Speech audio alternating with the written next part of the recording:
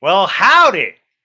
Welcome back to another Teacup for One live stream. My name is the Teacup Kid, and in the spirit of the great movie ride, I have still taken over this entire channel. The accent's going to slowly start to phase out as I become more accustomed to modern day society, but we'll see how long it lasts. Welcome to another episode of the Great Movie Ride live stream. Today is all about everyone's favorite space horror movie, Alien, the movie that taught us in space no one can hear you scream. I don't know if that's because no one's around because the Xenomorph killed all of them, or if it's to do with science and sound and how it travels. Who's to say? Maybe we'll discuss that today. We got an incredible lineup of other channels that are here to discuss this terrifying movie with us tonight. First and foremost, we are going to welcome back, channel favorite, Lauren from Castles, Capes, and Clones. Hello, Lauren. Hey, how's it going? Good. Welcome back. You made a smart move, tapping out for the Western movies. I know. Yes, well done. Well done. Although you were missed, I will say. My mom messaged me during Western Week, like the two of them, and said, "Where's Lauren's video? I'm not going to understand what the movie's about for your live stream if he doesn't do a video." I was like, Lauren knew what he was getting himself into. So there we go. So I'll try not to disappoint. Oh, no. And it was worth the wait because your drawings today were amazing. But I don't want to get ahead of myself. Introduce yourself, your channel, and tell us a little bit about what you did for Alien Day today. All right. Well, my name is Lauren, and I'm with Castles, Capes, and Clones, where we discuss everything in the Disney universe. I have my own kind of program called Lauren's Adventures Out There, which is the content that I do. I do this with my cousin, and so he has his own content as well.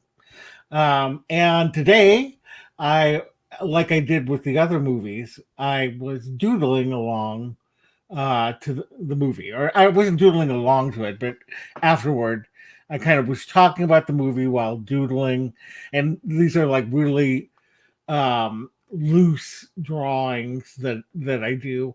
It's kind of like if I'm talking on a phone and doodling. So that's my thing. Very cool. And we love it. We love it. Oh, we got some friends here. Hello, Martha. Hi, Martha. Teacup for One's #1 fan, only to be rivaled by the Hyde Stu Disney. Hello, Hyde. Hey. Fun. If you're here, let us know in the chat. Oh, hold on. We got Howdy, Randall. Ooh. I believe that is Randall of the Magic in the Music. Oh, wow. We got a lot of friends here. Jamie's Jamie. Hello, Jamie. Chris from Orlando. Hello, hello. Oh, no, never mind. We got the Magic. We got everyone. It's a full house. All right. Well, thank you, Lauren. Now we're going to bring in some other friends. Oh, joining us again on the channel, last seen on the Teacup for One live stream during Public Enemy Week, we have our Paradise Falls. Hello, Jeff. Hey, everybody. How's everybody doing tonight? We're delightful. Welcome back. Thanks for joining us for Alien Week. Absolutely. Thanks for having us back. Oh, my pleasure. So, same thing. Tell us a little bit about your channel for anyone watching who might not be as familiar with your content. Tell us where we can find you, and tell us what you did for Alien Day. Yeah. So, over on our Paradise, we pretty much do. It's me, my wife Brittany, and our son Connor, and we do a bunch of pretty much everything Disney related content. We do our travel days up to Disney World. We'll go to like Clearwater Beach, Florida, and we'll do like different like things that you can do in like Florida besides going to Disney. We do movie reviews. We do a lot of stuff with our son. So pretty much anything family oriented is over on our channel.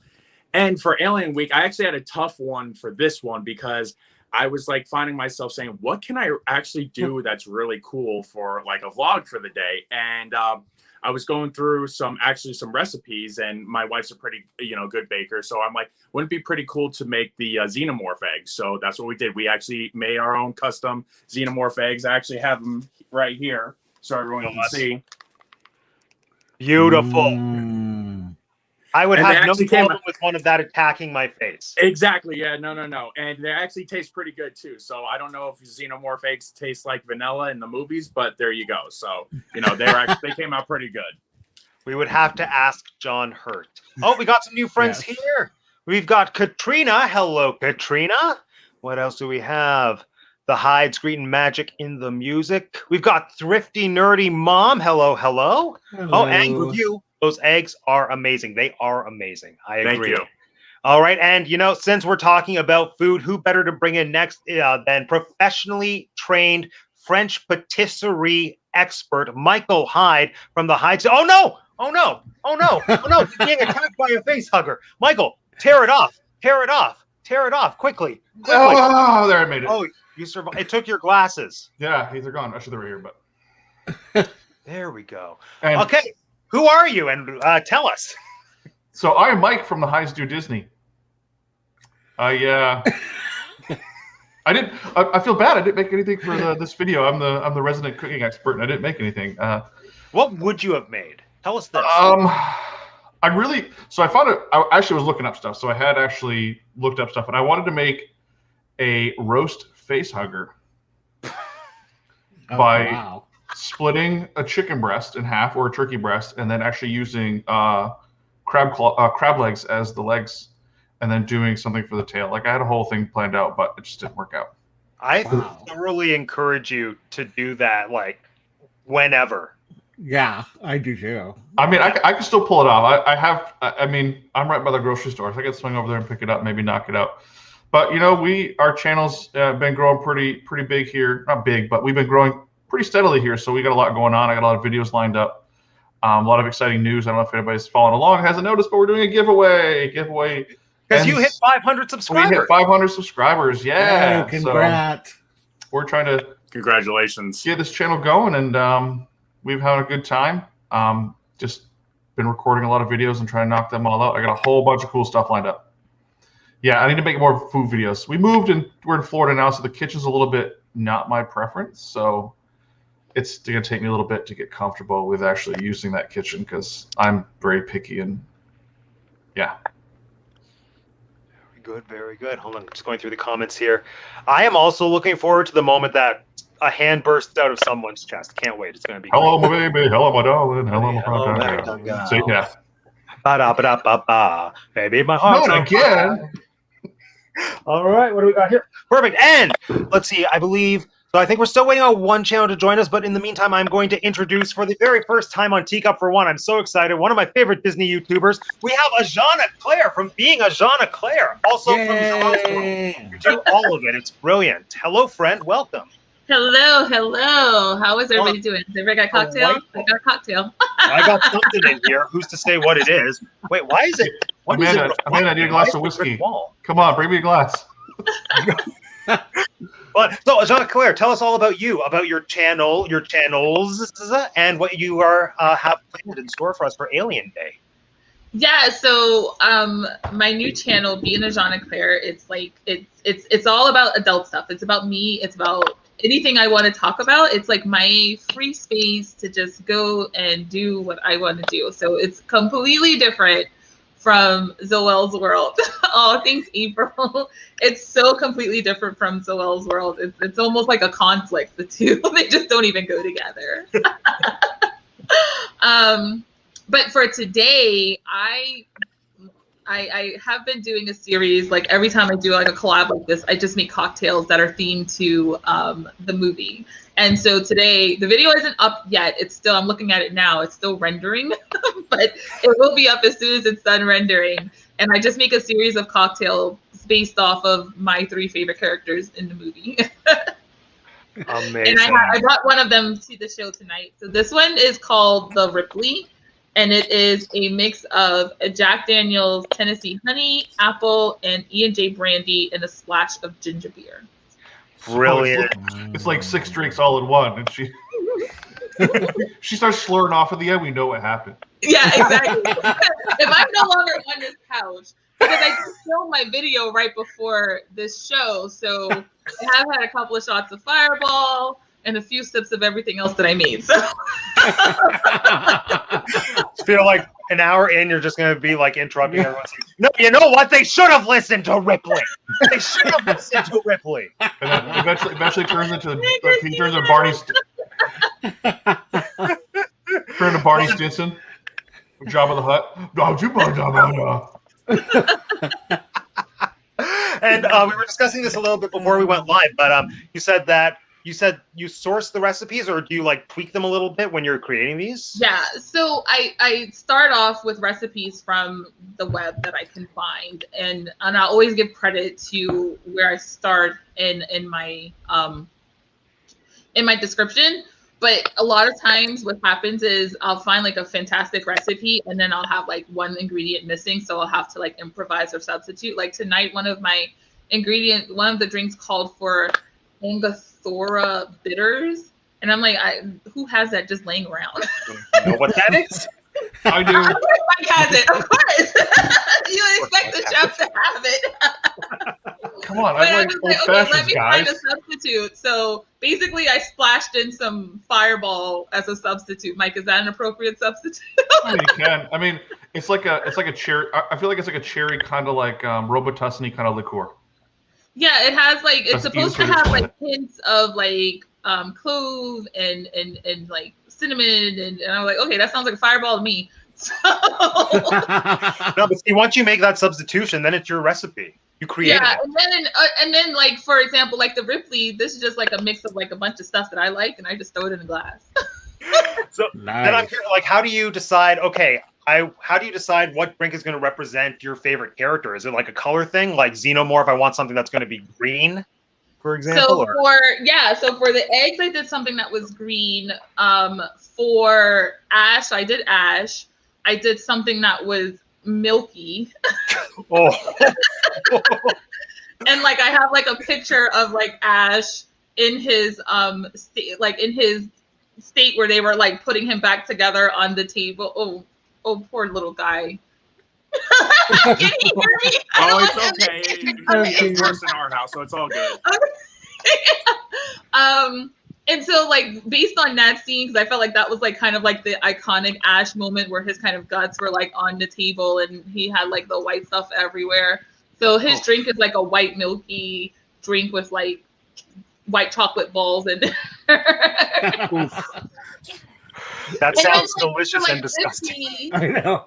yeah, and then like for Ripley, I just like a lot of times I also try to think about personalities and like the flavors of the drink and what would this drink really match her personality. So for me, I'm like, she's really strong, so which is why I went with like a whiskey drink, but she also like takes the time to like rescue this damn cat, right? Like she rescues her cat in the middle of space. So I was like, I wanted strong with something sweet and kind of put together.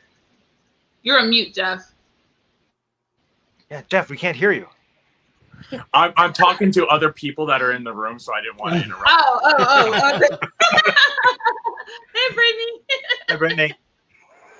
So that's why I just kind of think about like what really represents the character, and then try to like pull a drink together that kind of matches that character's personality or scene or look or aesthetic.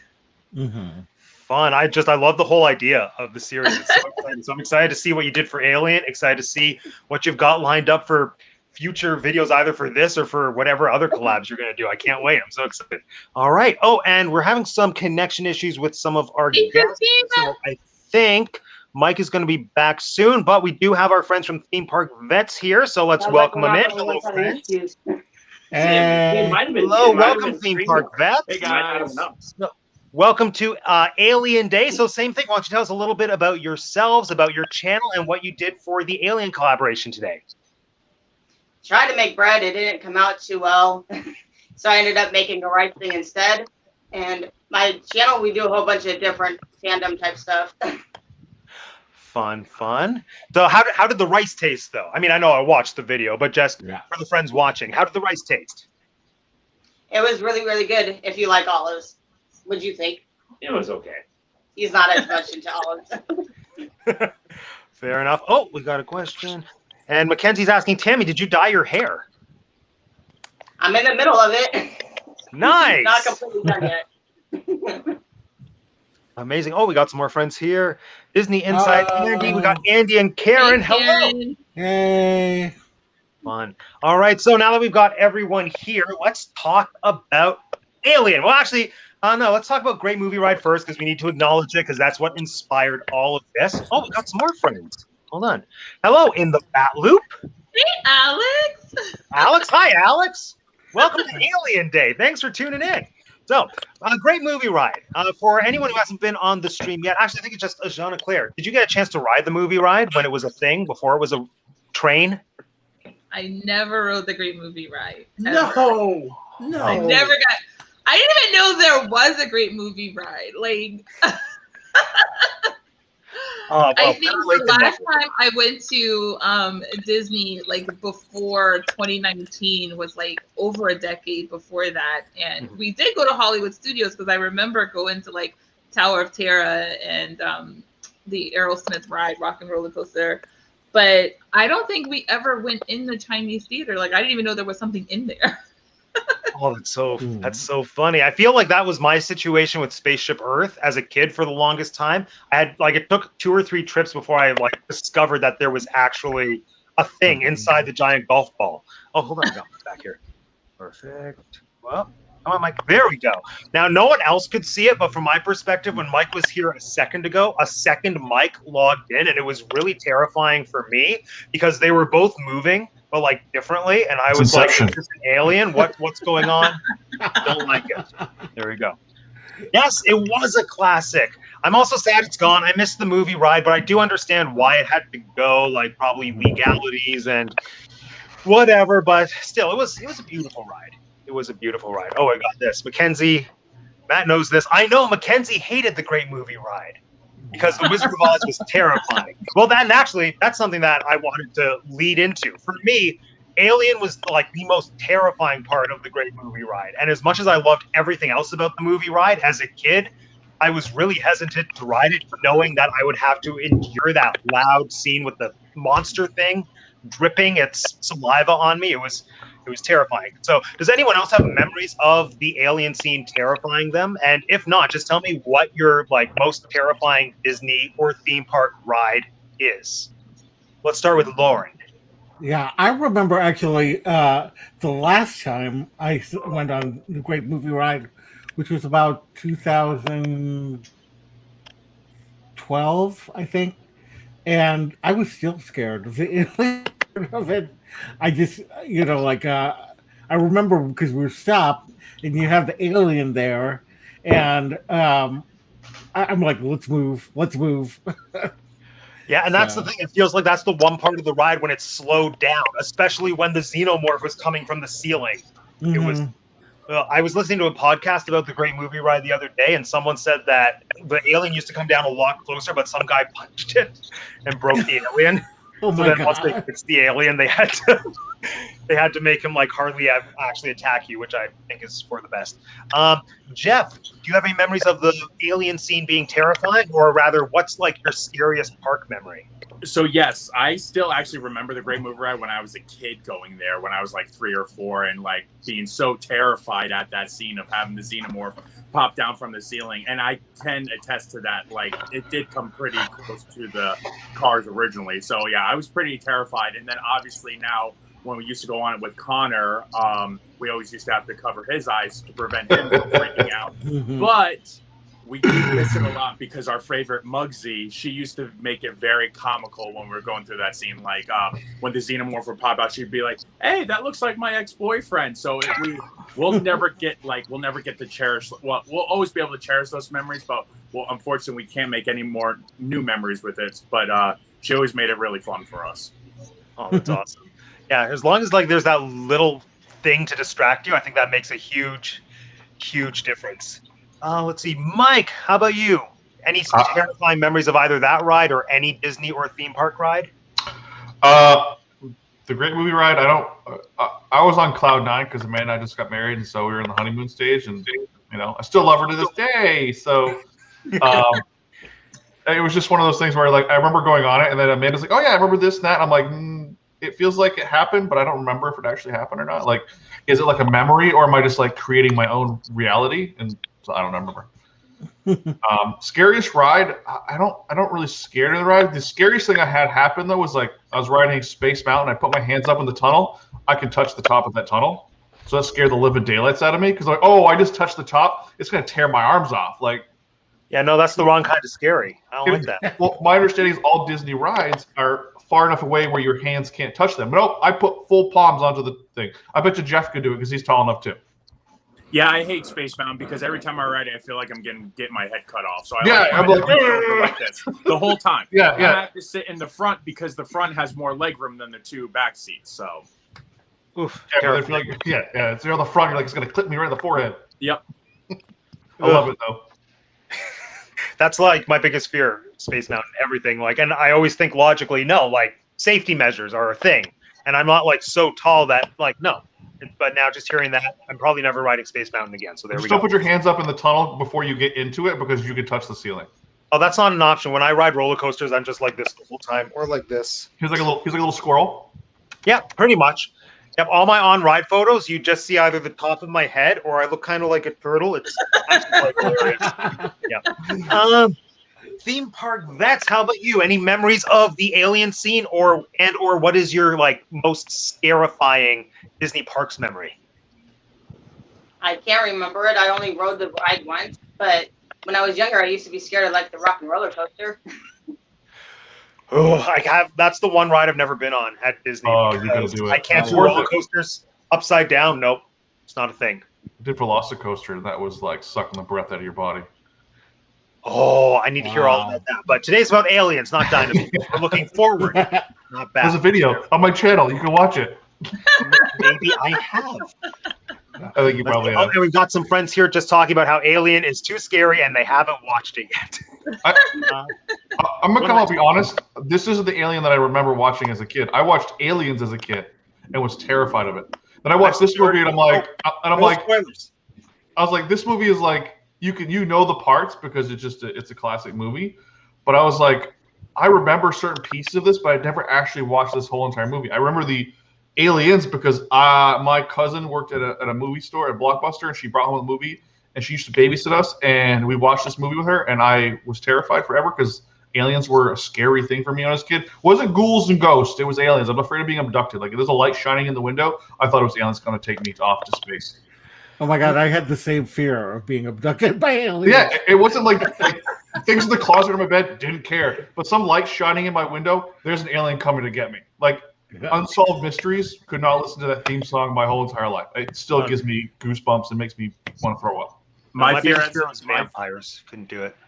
My fear as a kid was Freddy and Chucky. Freddy and Chucky were pretty scary. I couldn't do Freddy and I couldn't do Chucky when I was a kid. What's Blockbuster? Actually, I think it was movie something movie. It was a local one, but it was a Blockbuster one time. Yeah, there we go. Alien continues to terrify. My gosh, it seems to be the consensus. Whether it's a single alien or multiple aliens, sequel, original, and who knows, probably like even part 17 or however many they've made. It will continue to terrify everybody. And Ajanaclair, I know you said that you didn't ride Great Movie Ride, but do you have a Disney Parks attraction that terrifies you? Nothing at Disney terrifies me. You're far braver than us. Nothing at Disney terrifies me. I will say, no, maybe just a little bit the Tower of Terror, but not because of like the little scary dark scenes, more so because of the anticipation of not knowing how it's going to drop you, whether it's going to shoot you up, drop you down, go fast, go slow. And I don't like being dropped. So Amanda and I found out the other day that if you're going in there and you go to I think it's to the left, it's the same drop sequence every time. But if you go to the right, it's actually it's like one of 5 drop sequences. Really? I thought they were all random. I didn't realize that. No, because one of them is like, it's like the easy and then you have like the hard. Definitely go to the right because it's so much more fun. That one, like, it brings your stomach up, it puts your stomach down. It brings your stomach up, puts it down. It's so good. We have very different definitions of fun, Mike. Oh, okay. We have to share this from Martha, who may or may not be my mom. She is. Most terrifying experience at Disney was a 3D movie with broken glass shooting out of the screen and rats from under the seats. It was Honey, I Shrunk the Audience, and that single experience made me terrified to sit in any Disney like 3D movie ever because the mice were running on my feet. A snake attacked us. It was too good. That was the problem. Where was this at? It was in Epcot, where the Pixar Short Film Festival is now, kind of in and around Journey to the Imagination. They should have kept that. That sounds good. Is it sort of like It's Tough to Be a It Bug, was. where like the bee comes and stings you in the ass? I know it's like it's tough to be a bug with steroids. Like, so much worse. It was no, scarred me for life. All right, so now let's actually talk about Alien. Was this anyone's first time watching it ever? Yes. Okay, let's start with you, Ajanaclair. What were your first impressions? So I had to watch it like several times. It took me like 4 hours to watch it because I kept rewinding and rewinding and rewinding. I was like, I missed that. I missed that. I don't know. Maybe it's because it was the time period. It was like, or because I had seen Aliens first. Like that's what I remember. So when I saw this in the list, I was like, yes, sign me up, Aliens. You know, Ripley and the little girl and the guy who gets ripped. Like I was like, yes, sign me up. And then you were like, no, it's 1979. I'm like, what? What is that? I mean, I enjoyed the movie. Like, I didn't think it was terrifying at all. What it was it was gory and gross. So it's like one of those movies that I can't watch while I'm eating anything because it's just too yucky. But I don't know. It was just like this, you know. It has your standard kind of horror movie formula in there. Like all of the like stereotypes of a horror movie, they felt like were there. I enjoyed it though. Well, yeah, I liked it because it was scary. It wasn't scary in the way that I can't handle. Like, there's a certain type of scary movie that I won't watch and can't. Like, if it gets too graphic, like Saw, no, it's not playing on my TV.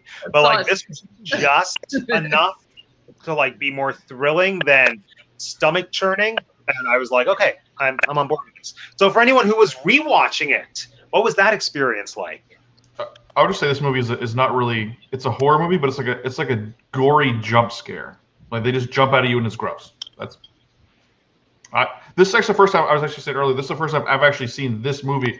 I'm like Ajanaclair, and I'm like I literally remember the scenes, and I was like I was waiting for the guy to get ripped in half, and I'm like, why is this not happening? This is the wrong movie, and then I realized I'm in a totally wrong movie. Yeah, because it has the same title. There's just an S at the end for Aliens. Well, it's the second one, and I was actually reading between the two and what happens and the transition, how they got Sigourney Weaver's character, you know, to go to the next movie. And that's the one I remember as a kid. That one terrified me. Like this one was like, oh, it's like if Star Wars was a horror movie. It's like thanks for stealing all of George Lucas's flying over ship passes. You know, good job there, guys. 2 years Star later. Wars wishes it could be Alien. If you look at the ships and you look at the ship and you look at like the overpasses, the interior of the ship, the way the doors move, it's so Star Wars. Because Star Wars is what 1977, so it's like you got 2 years later. Was that? Yeah, 77. Yeah, 77. So it's like that's that same technology, which I enjoy because I think it's cool. But if you ever go back and watch some, yeah, I was going to say if you ever go back and watch any like documentary films or anything about Ridley Scott, a lot of his ideas really for Alien came from Star Wars. I mean, for 2 years later, like you were just saying, Mike, with the shots and everything, he took a lot of his ideas and pretty much just took like Star Wars and made it into a horror film. Which is good. I mean, it's a great movie, and I mean, I think that's a testament to George Lucas producing such good content. I mean, what is it? The biggest form of flattery is imitation. So, yeah, good artists copy, great artists steal. That's another one. Yeah, that's actually a good one. That's probably better. There we go. Lauren, how about you? What was it like rewatching this movie for you? Or were you rewatching? Yeah, I was rewatching, and it was actually scarier than I remembered it to be. I don't know if it's because I'm getting older and more things scare me, or what. Because when I was younger, I could watch all those like Saw and all those other films that you were talking about, and I had no problem with it. But this one, like, it frightened me more. And maybe it's because I have also more of a respect for filmmakers and what they're able to do. And I really admired what Ridley Scott did with his film. So that was fun seeing it from a more adult eye. Yeah, it's definitely a movie I think I can appreciate more now than I could when I was younger. And when I say younger, I mean like 29. I was really old when I watched it for the first time because I was too scared. But even like rewatching it this time around, I think I was able to appreciate the nuance of it more. Because the first time I was both scared, but also kind of just waiting for stuff to happen. Because it's just a lot of like it's a very slow burn. I think this movie has like a couple key points that everyone knows, like finding the egg. Basically, it's like face hugger, chest buster, xenomorph. You have those three dots. The rest of the movie just kind of connecting them. Anyway, I'm getting ahead of myself. Tammy, how about you? Was this your first time watching it, or have you seen it before? What's your relationship with the movie? It was my first time. It was Mike's. Well, you've seen it before. I thought it was. I don't really see the horror in it, but it's more gross. Yeah, there's definitely a lot of stomach churning moments in it, and yeah, I think the horror is just, I don't know, just the slow anticipation of everything. And just the fact that, like, what I find the scariest is the design of the alien, first off, I think is genius, but also terrifying because it looks so much like the ship. And then the ship itself is just so, like, I don't know, that artist who did everything, Giger, H.R. Giger, like, I had to look up some of his art for my video. And I was torn because artistically I was in awe of how beautiful it was, but then just instinctually I was like, I can't look at this. It's making me uncomfortable. Mm-hmm. Yeah. Mm-hmm. And I think that's Like just that, the vibe.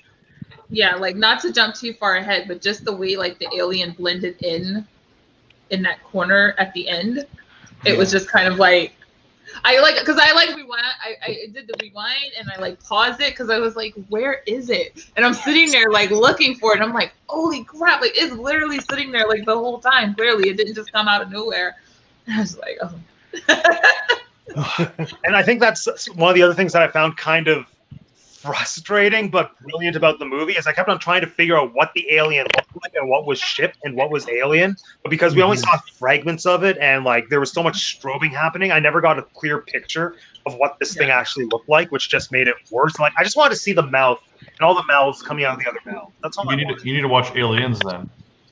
I'm 20 minutes into Aliens. You should watch the whole thing. I think you'll get a better understanding of the aliens. I don't know. People keep talking about a guy getting ripped in half. I don't want to see that. He's not. That's like the best part of the movie. I don't even know why. Like I feel like I saw that movie when I was like in junior high school, and like that is the one part that and Ripley and this little girl being on this ship, like in all this chaos and turmoil.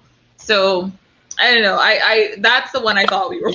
Yeah, me too. But I mean, I feel like on this one too, though, one of the things that the reason I kept rewinding is because you don't really get a good understanding in this movie, and maybe they do it in subsequent movies. But if you were like in 1979, like watching this movie, you don't have a lot of information about what the alien wants, why the alien's there. Like, what's the alien's purpose? And then the transition, it was like, is this if you don't really understand, like, it's like, is this a mother alien protecting her babies? Or is it the baby alien that just grew up, like, in 5 minutes to become a great, big, giant alien? Like, what is happening? None of that is explained in this movie. Oh, yeah, no, I know. There's nothing explained. And I went into this movie, the aging period of that alien is really quick. Well, I think isn't that why they probably explain it more in the subsequent movies? Don't they age really quickly? Like, isn't that a thing after they emerge? I mean, they must. I mean, he went from being like a little rat-sized thing to being like an enormous alien. But like, if in the subsequent movies, there's different types of aliens. Like they add in several different species and subspecies, and they have different strengths and weaknesses and stuff like that. Like I collected I had figurines as a kid of aliens. But isn't part of the biology? I read a little bit into this, then I got overwhelmed because they have really thought out. It's very deep how this alien works. It's like J.R.R. Tolkien level almost, where like there's so much more backstory I think than there is story. But doesn't the alien work that after it like implants whatever the baby into the host, it like feeds off of the physical characteristics of whatever the host is. So the reason that this alien in the first movie has 2 feet is because John Hurt was the host, but then like a second, maybe it's aliens, isn't it a dog or like some kind of 4-legged creature? Alien 3. Alien 3? Yeah, and then it has like, and it moves like a quadruped. And I think that's a thing. I might be wrong. Yeah, I think you're right. I don't think it's a thing. I think it's just like, I don't think they like take like the, like they take like the attributes or anything of like the host they form off of. I think just for that one, the face hugger bonds to a dog. So I think that's why that Alien and Alien 3 comes out on all fours compared to like the walking ones like in Aliens or Alien. But they tried to kind of go into that aspect of it with Prometheus and Covenant, but those movies are just like way off the deep end. So like there's nothing that they really established. Like they tried to kind of establish where the Xenomorph egg came from, because one spoilers, one of the robots or the AI in Covenant is able to somehow make a Xenomorph egg, but that's just by him like mixing and mutating all these different kinds of species and human DNA and everything to pretty much almost make the first Xenomorph egg. So it's kind of far out there. Wow. Like, I don't know if I'll watch more movies beyond Aliens, because I feel like it gets to be too much. There's too much Alien. I think there's a thing is too much Alien. If you want to see, though, a perfect performance, like if you thought Ash as the AI robot in this movie was great, Michael Fassbender as David, phenomenal. He's the best part of Prometheus and Covenant. Best part. Yeah. Oh, so explain Prometheus to me without many spoilers. Is it about the ship that they find at the beginning of Alien, or no? Yes and no. So Prometheus was supposed to be like kind of like a side quest in this whole like Alien universe, and obviously the movie didn't do that well. That's why they didn't really expend upon it. But it's kind of like, it's pretty much these humans go to this planet, this distant planet, and they're supposed to I guess the space jockeys that you see in the first Alien movie, they're like working on this like this facility where they're like pretty much experimenting with like different DNAs and such. So supposedly that's who created humans. But they go into this one room and there's like a mural, and you see like a Xenomorph on the mural. So like there's like different, I guess, species that they're creating. And then by the end of the movie, there's like this giant face hugger that attaches itself to one of the space jockeys, and then like another form of alien comes out of him. So it's bizarre. And like I said, too many aliens. Yeah. And as for Alien versus Predator, I think I'd have to watch Predator movies before. Oh, come on, you have to watch and I don't know if Predator. that's the thing I'm like ready to do Arnold. with my life. Oh, Like- Predator's really good though. There's too many aliens. Too many aliens. Oh, Predator's good though. Like I'm so part of the reason Alien fascinates me is because we've hit this point now with this movie being however old it is. I don't want to do the math in my head, but probably like over 40-ish. Like Mhm. like 50? 42. Almost, 42 thank years. you, 42. There we go. So with it being this old, it's kind of like Star Wars now, where there's such a vast expanded universe that when you go into a movie like the origin movie, you have all this back knowledge that's kind of been built around it to contextualize it. And it's like, okay, I get now what's happening with the alien life cycle because the other movies have like established canon for what that is. But what do you think? Like, do you think movies like this can be enjoyed without that knowledge? Like if you're a first-time viewer in '79 and it's just a movie called Alien, how do you think you would react to this movie? Just seeing it, no context, no expectations. Well, that's what I was saying. Like, because for me, that's how I feel. Like, I mean, I remember seeing Aliens, but I didn't even know that there were more movies in the franchise beyond that until tonight. So I don't have the context of all of that backstory. And quite frankly, after having watched the first Alien, I realized like I have very specific scenes that I remember from Aliens, but I don't really remember the storyline because there's nothing in me that can imagine why Ripley is back in space after this first experience. Like, why would you ever get back on the spaceship? I don't really understand that part. So, I mean, it's like, it's one of those things where I feel like it's, if you enjoy the movie for what it is and you know, entertainment, you know, and you understand kind of like, I know like some people say it's a sci-fi movie, but it really kind of has that like horror movie formula, like do something dumb, you die, take off your clothes, you die, you know, drop the ball, you die. Like it's just like the standard like formula, right? Like but there's, like I said, for this one, it really was hard because the alien is such a big part of the movie. And you realize it has to be some kind of an intelligent life form because when they find the ship, they find one of the aliens, you know, who was driving the ship, who's now dead on the ship, and then you have like these eggs in the back of the ship, and you're just like, okay, what like what's happening here? I mean, clearly the alien is a more intelligent form of life. It's not like, you know, like a pet or an animal or just something that's just random. It communicates and it can drive something. So, but it's I think you can enjoy it if you've never seen it, but they definitely leave like a lot of gaps in terms of an actual backstory.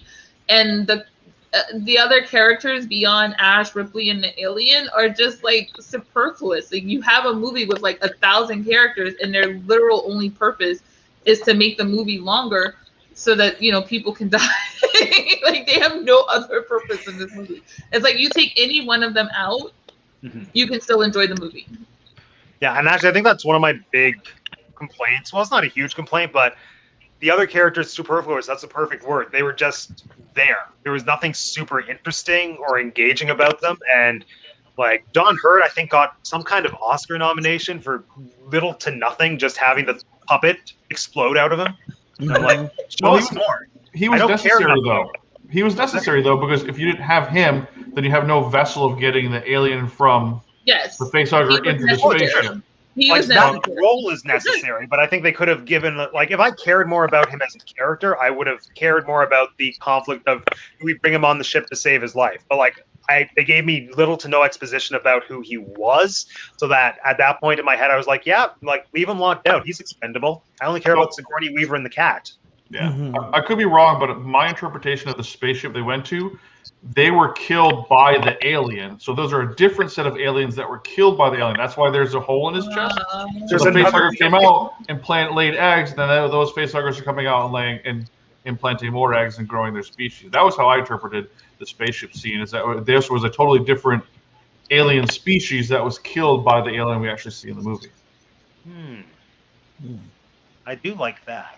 I also like, again, going back to at a time when there was no other alien movie. One thing that I really love in films is when they just give you little clues like that, like just a random alien skeleton that has a hole in the chest, and then just leaves people to think, oh, was that a separate alien species? Was that a whatever? Like, that is brilliant filmmaking. It makes that was the aliens from Independence Day, right? What? Independence Day has aliens? What? Are you serious? I thought it had Nick Cage and Declaration of Independence. No, this is a Will Smith movie. This is Will Smith. And Jeff Goldblum. And No, Treasure Map, and then going all around. That's National Treasure. National Treasure. I've been watching the wrong movie every 4th of July for the last 15 years. Oh, man. Wow. Learn lots of new friends here. Hey, Megan. Megan, thank you for joining us for Alien Day. Yeah, that's a good Independence Day. I saw that in the movies. That was like my first remembered movie in the theaters. Ooh, my first remembered movie was Pinocchio. Again, we have very different movie-going experiences here, Mike. Yeah, well, it's Canada. You're like 50 years behind, but that's okay. Yeah, I know. My first remembered movie was Purple Rain. I don't know why I got to see Purple Rain when I was in elementary school. That's probably not a movie I should have seen. I don't know what my parents were thinking when I was a kid, but they took me to see The Matrix. That's a great movie, though. Yes, it is, but when you're 9 years old, no. My brain still hurts about The Matrix. Like, I still watch it, and every time I watch it, I'm still confused. Like, You're making a fifth one. Or a fourth one. All right, we're Squirrel. Squirrel. Whoa. Squirrel, Alien. Matrix, okay, well, Alien. since we're talking about The Matrix, yeah, let's talk about this whole thing about science fiction and horror. Alien kind of treads the line between both of them. So let's just do a quick go around, and I want to know, you can't pick both. You can't be diplomatic. I want everyone to tell me if they think it's a sci-fi movie or a horror movie, and why. Let's start with Lauren. I think it's a horror movie. Just like I said that Star Wars is a fantasy film. And it's all wrapped in science fiction, but it's a horror movie. Well said. Jeff? You? I will say horror as well, because I think it takes a lot of the horror-themed elements from different movies. I don't know if this was the first one to do it or if there was a movie previous to it to take the one, I guess, killer or character who hunts pretty much a group of individuals, teens, or whatever the case is. And that's essentially what the alien does. It's a killer, and he's after these group of, I think there's 7 crew members. So essentially he takes that horror vibe and puts it in space. And also, especially with some of the kills in it, I would definitely say alien. I would definitely say horror for sure. Cool. Mike? I think it's a sci-fi movie. Ooh, hot take. Tell us why. Defend And the yourself. reason why it's a sci-fi movie is you think about this time period. It wasn't very long. It hasn't been very long. I mean, it's been, a decade and a half since they went to the moon. So space exploration is still a big thing. It's still very prevalent in society during that time period. And so this is them exploring space and finding life, but then being attacked by life. So it's just science fiction off of primal fears. I mean, it's a horror because it's gory, but it wasn't really scary. It wasn't like murderously it wasn't like murder is something premeditated, whereas this creature was just killing to survive. It didn't know what it was. So it's primordial. So you can't really consider it horror. It's just something that just does what it has to do. And it's just a new type of life that they found. So I think it's more of a sci-fi style movie. It's a lot of big words there and bigger ideas. I respect that, Mike. Primordial. Yeah, that's the one. Adding that into my Rolodex. And actually, I think that's such a cool point that it was like within a decade-ish of actually going to the moon, which is really interesting because, yeah, that would have been like, I can't imagine a society where like being an adult and growing up in a world where there was no space exploration, then having it happen for the first time. Like, I just can't comprehend that. And I feel like that would be such a crazy thing. And then, yeah, that definitely would have affected what people were going to see at the movies. But it's also cool to think, like, when does this movie take place? 20 something? Like, it's really far in the future. And as far as I know, in the movie, they've never actually met an alien yet. So I think this is still a first encounter in a world and in a universe where they're establishing that they have gone to other planets. Yeah, because they're coming back from a planet. So they've actually already done space exploration. So they're already come back by hauling a bunch of, I can't remember the material. I think it was like carbon or something like that back, like 20,000 or 200,000 tons of some material back so they could use it just on Earth. Oh, I froze for a second. So, yeah, actually, that's the best case I've heard for sci-fi so far. So, well done. Tammy and Mike, what do you think? Horror or sci-fi, and sci-why? Sci-fi. I agree with Mike because it's not really scary. It's just gross. So sci-fi. And it's not science based on. I mean, when the android got his head ripped off, all the white was coming out. You remember when you were a kid? I don't know if some of you guys had the milk pouches as a kid at lunch, and you put a bunch of straws in it and you squish it, and all the milk squirted out. That's what it was for me. It was awesome. We drank our milk like civilized beings here. We used to. We did it once when I was a kid. When I was in like 3rd grade, we did it with my friend. I think his name was Brian, and we literally hit it, and it literally squirted up and hit the ceiling. That's all I can think of when I see the milk squirting out. This is a gymnasium too. It's like a 30-foot ceiling. When I saw Alien, I could not drink milk for a month after. You're like, milk was such a bad idea. I know. And I think that's something I think is so brilliant about the movie is that I think it makes little to no scientific sense, but just the fact that they established that android equals this gross milk-like substance, like that they've built that into the mythology is just so genius. Because in the 20 minutes I have seen Aliens, when the android drips a bit of white liquid, it's just enough for you to trigger from the first movie. Oh my gosh, android! And here's all the baggage that I and SEAverse share with this disgusting liquid that Ajanaclair probably may taste delicious. See your video. Ajanaclair, when you watched the movie and you saw the sweat be down his face that it was white, were you like, "Oh my gosh, he's an android too? Is he gonna get ripped apart?" Like that was my first thought. You know what? It just dawned on me, like at this very moment, that in Aliens, that the reason he was able to survive being ripped in half is because he was an android. Yeah.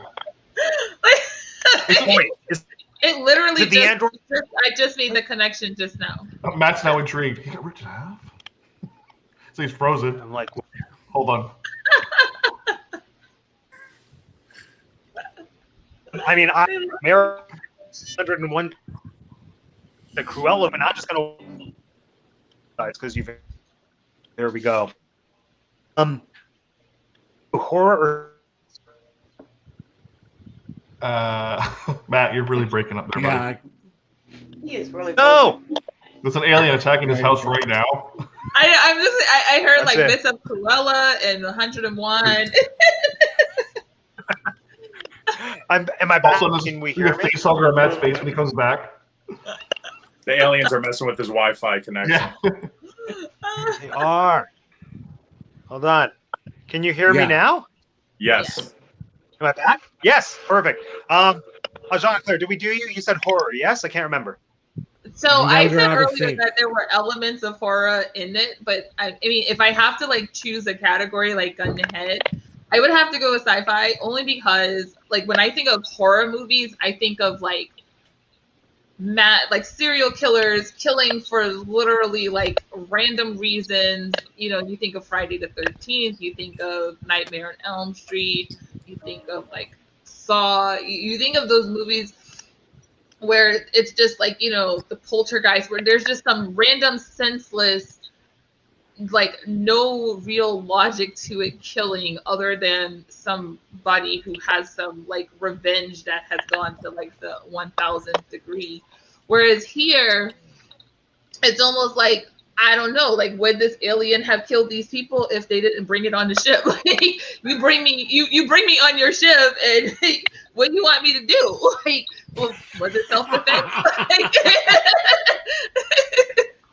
I mean, it's not like the alien went intentionally on the ship and went after these people. Like they went onto the alien ship. They went, like, you see some green, eggy looking thing that is glowing, and you're like, let me get a closer look. Hold on, you touched that. Who does that? Well, Like, anything that happens after that point, you invited that.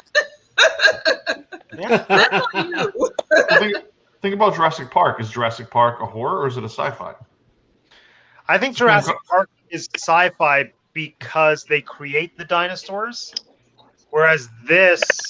But the dinosaurs had no choice. Human intervention. This is just them coming into contact with, like I feel like sci-fi is unnatural and horror has to do with naturally occurring things. Even if it's like a fantastical version of nature, like a monster, I think is something that's more tied to nature than like a science fiction scary thing. So I would argue like for that reason, because in my brain, sci-fi is something that humans create and have to deal with.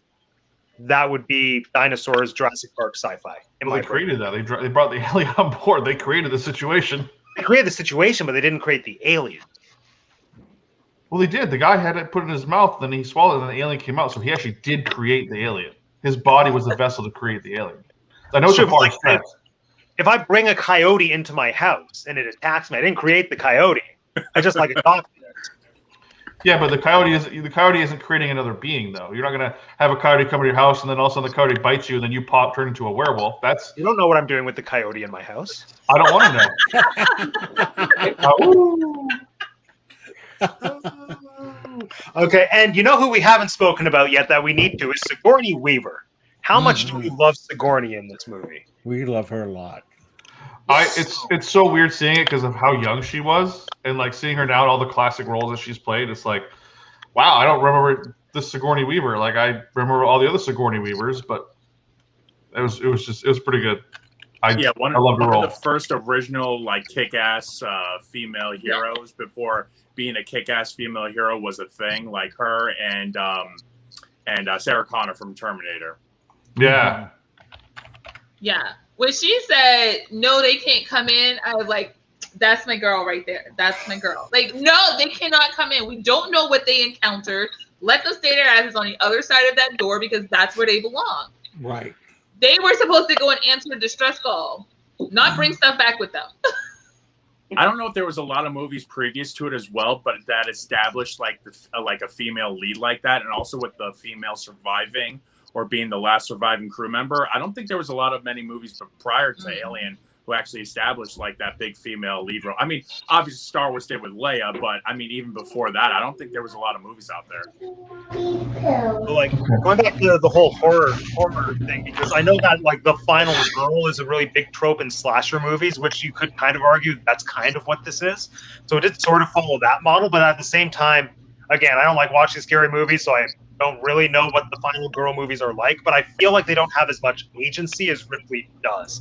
Like, I think Ripley survives because she's a survivor and is making good choices. So that was probably pretty revolutionary. So I think if anything, it might have taken that trope that was familiar of like everyone getting killed off except for this one female character, but then justifying why she survived as being like she's the only smart one. So delegate, let them all die She really first. was the only smart one. Yeah, and she's the only one without conflict. So that, I mean, that to me, that also kind of goes back to that formula for like horror movies, where, you know, it's the people with a lot of conflict. Those people are going to die. Like those are not the survivors, because those are the people who aren't paying attention, or like the selfish people. Those people don't survive. Like the guy who, what's his name?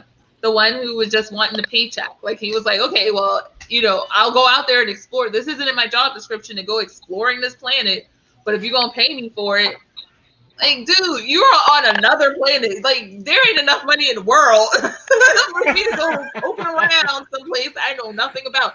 Like, you're not even like an astronaut. You're like a miner. Like, you came to mine for ores on different planets. Like, why would you want to go answer a distress call? for some shares. I'm like, like, did I miss this? What were they even shares of? I think it was shares of the company. Okay. And then what is the company? So many things, so many questions. Well, I don't know if it actually shares of the company. I think it was like they signed a contract and they get X amount for the whole entire job, and then each person gets a different percentage based off of what they do. And they wanted to split it all evenly so that they all got an even share, is what the two engineers wanted to do. But they were the low end of the totem pole, so they're like, you're not getting anything. So you agreed to the contract, and the contract says if you don't do this, you know, then you're at fault and you're gonna get nothing. Right. And then in the end, it was the android's fault all along, the whole thing. Sigourney Weaver, Ripley was right. Do not let them in. That was the whole entire, like, she knew from the beginning. Do not let them in. This is not a good idea. But she also knew, like, I feel like she also knew, like, there was something off with the guy, because it's like you're a scientist, but you're breaking protocol, and you're so easy to break protocol. Well, yeah, he was an android, so he was programmed. The computer said the mother rewrote his programming to match what they wanted him to do. Right. Mm-hmm. And I like dramatically, I would have been a lot more interested or invested in them having any other character make the decision to open the door and let him in, because like since he was an android, he was programmed to do what he was programmed to do.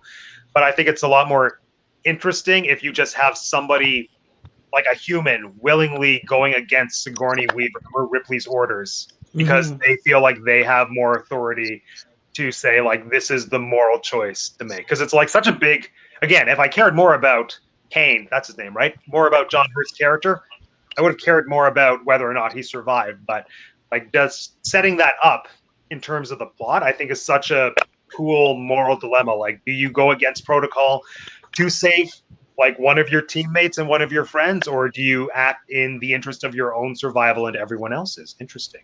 So they do set up a scene like that in Prometheus, and in Charlize Theron's character, they're trying to bring a crew member who's been infected back on the ship, and it's pretty much identically almost the same scene, except spoiler, she ends up burning the guy right there on the planet, like lights him up with a flamethrower and kills him. I mean, I was actually shocked and surprised as to how quickly I decided like he could not come on the ship. But that's also from like my years of not seeing this particular movie, but just seeing movies in general. Like, that is not a good idea. Leave them out there. Nothing ever good happens when you let them on the ship. They bring only 24 hours. They bring violence, they bring something with them that you don't want in this closed environment with you where you have no means of escape. It was also so fascinating just watching that scene now being like over a year into a pandemic, that when they were like 24-hour quarantine, I was like, that's it? Not 2 weeks? Okay. It'll take 2 weeks. 24 hours. Like 2 weeks to stop the curve.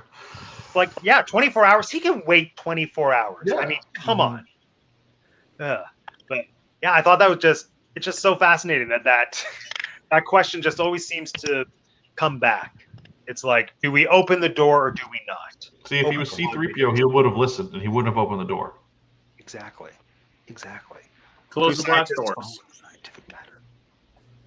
All right, and now how about the alien? Now, is this what we imagine an alien would be like in real life? Like, first off, does everyone believe in aliens? That's going to be the next question. And if you do believe in aliens, what do you think they're like if you were to compare them to any movie, book, whatever that exists? Would it be this alien or would it be another type of alien? Let's go in the opposite direction. We'll start with Ajanaclair. Surprisingly, I do believe in aliens because I have no reason to believe like we're the only intelligent life form in the whole entire, universe. But I have no sense of what I think an alien would look like, and I don't think it's anything that we've seen on movies. Good answer. Mike and Tammy, how about you? Aliens, yay or nay? And if they were to exist, what would you compare them to? I don't think they exist. But if they did, something like Area 51 alien. Those green ones. Yeah, the gray ones, the classic. The big eyes, the like rounded heads, the little chins. Bring me to your liter. See, when you do this, I just think of Pan's Labyrinth with like that. Oh yeah, where he's like this. That freaked me out. That was a great scene though. Mike, how about you? Hyde Sue Disney Mike. I was always terrified of aliens, but I don't know if I actually believe in aliens. I think the probability of aliens existing far exceeds the number of planets that actually exist in the universe. So I don't think it's ever going to happen. I think if it did happen, it would never happen within our lifetime. We'd never find them. And I think if they do exist, though, I don't think they're going to come in a humanoid style form that we see them in most movies. I don't know why. I feel this weird from a human perspective that we can't conceptualize beings outside of our own humanoid existence. Like we're so intelligent but we're so stupid at the same time that we can't visualize an alien that's not a humanoid. Like it could literally be a bubble floating around that could be intelligent life. And we just don't know because we assume that it has we're looking for certain characteristics and traits that determine life. So why is it our determination of life actually determines the life somewhere else? More big words and big ideas there, Mike. No, but that's true. I've read a lot of things about people like scientists explaining why we can only imagine or comprehend aliens looking kind of like humans, because I think that's the only type of life that we can associate our brains with. Like I think one of I haven't spoken about it on the channel ever, and hope maybe one day I will, but this really great old important science fiction movie, Forbidden Planet, which is basically Shakespeare in space. I've only seen it once or twice, and it's based on The Tempest. Well, they say that. It's not really. Oh, that's what my video will be about. Anyway, I digress.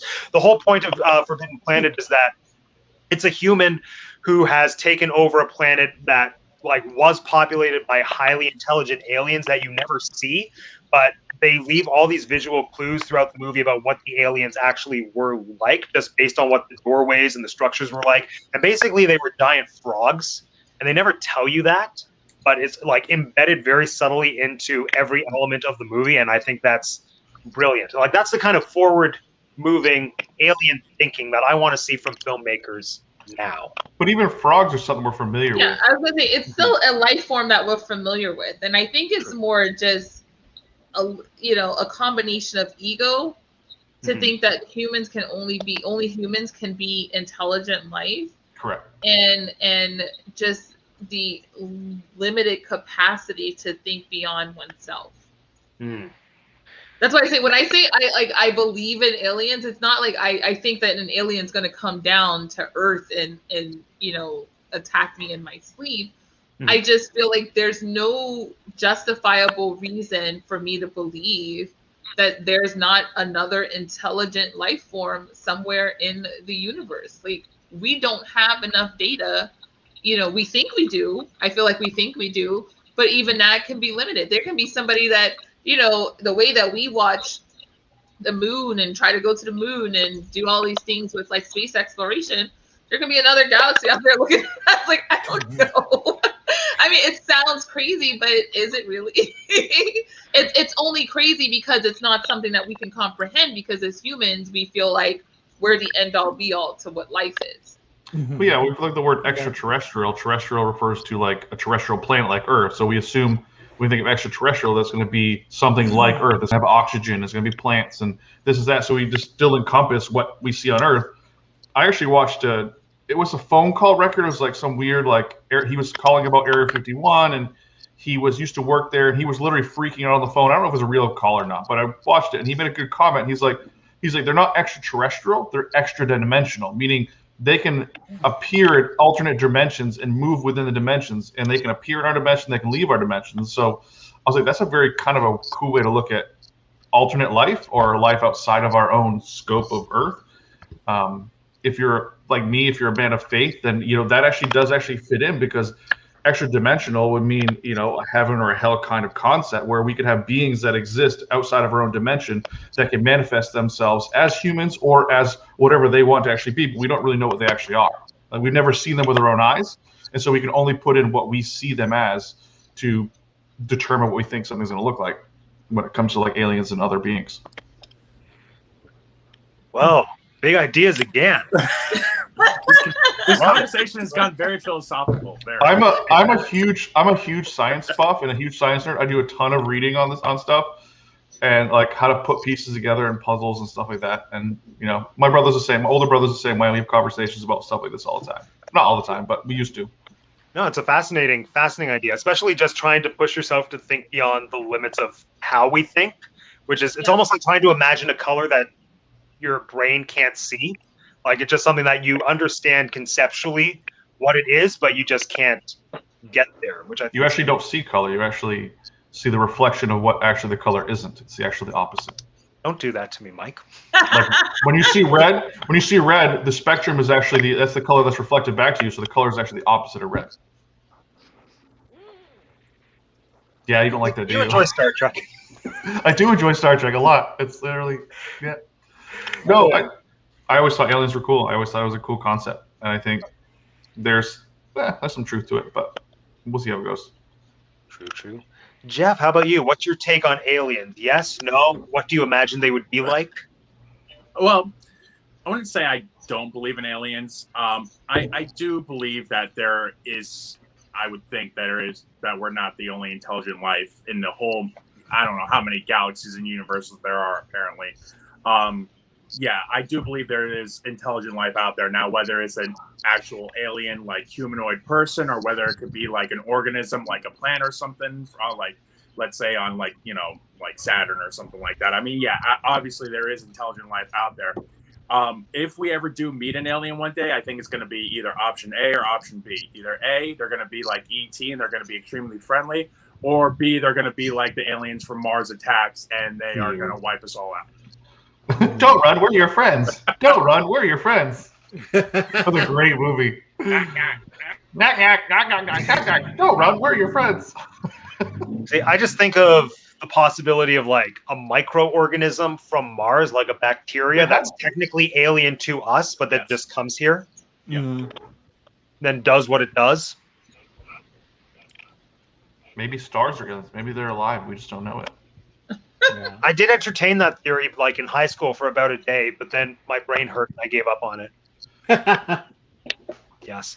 Lauren, how about you? What's your take on aliens? So I do believe in aliens. I mean, it's hard to believe that, there isn't some kind of higher intelligence like some other people have said out there. We haven't even made it to Mars. So imagine. Matt Damon went to Mars and he survived on potatoes and poop. Yes, I forgot about that trip. But so I don't know. Maybe I've always wanted there to be life out there. So there's this part of me that just believes it. And whenever I think of aliens, I think of the ones from Close Encounters of the Third Kind. That kind of like big, spindly, humanoid thing with the big eyes. So whenever I think of aliens, that's the first thing that comes to my head. I was really hoping you were going to say Third Rock from the Sun. Oh, it's a great show. Oh my I gosh. would have been all over that because I love that show. That was a good show. Yes. Oh, we got some folks talking about aliens in here. So apparently that movie Life is exactly what I described about bacteria from elsewhere, and now that's making me never want to see Life. Yeah, he looks like a little like six-legged bear kind of thing. It's really kind of cool looking. I don't like that. Don't like that at all. There we go. What's this? Wait, what? They've already named the first astronaut going to Mars? She's 16? That's so much to live up to for a teenager. My gosh. Wow. I mean, well, when I was 16, I directed my first play. That sounds more like a sacrifice. Let's sacrifice the kid. I volunteer as tribute. I volunteer as tribute. There it is. Oh my God. Throw the virgin in the volcano. Like, what? Throw her in. Way in. From Garfield. I mean, it's kind of incy. Yeah, Lance Bass was supposed to go like way back in like the late 90s. They're supposed to put him on a spaceship and send him to space. But then what Elon Musk is trying to do is actually get a spaceship or a space shuttle that can go to space and then come back to Earth and land, so they don't have to rebuild them every time, so they can continuously use it. And that's what he's trying to do, is create space travel for the masses. I would be all for that, though. I remember watching Space Camp as a kid. I was like, I want to go to Space Camp. I want to go to outer space. I would totally do it. I like the idea. I just wouldn't be able. Like, once I got there, it would be like skydiving. Like, I would sign up for it, and then once I'm in the plane, I would change my mind. I just know that that's how it would go for me. Can you put back Morgan's comment again? Yeah. Every time I look at this, she's like, in 5 years, she's like, no, I love him. I'm not going to space. She'll be 21. I'm in love. And then she quits the whole program and leaves. Then I have to start over. Space, the Cinderella story. But I love him. Oh, imagine she falls in love with an alien.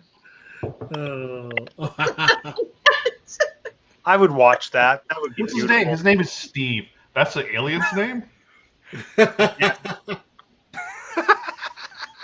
Oh, that'd be hilarious. Oh my Hey, gosh. this is my husband Steve, and it's like he's got like 15 arms and like I don't know. No. I already had a nice glass of whiskey that I put down, so it's gotta get there. Are you drinking the Ripley, Mike? Is that what it is? No, I didn't have it. I don't have I'm out of the Ridley. My husband needs to bring me some more. Amanda brought me a nice it was about 3 fingers, so it was about that much. Glass? It looks like we have the same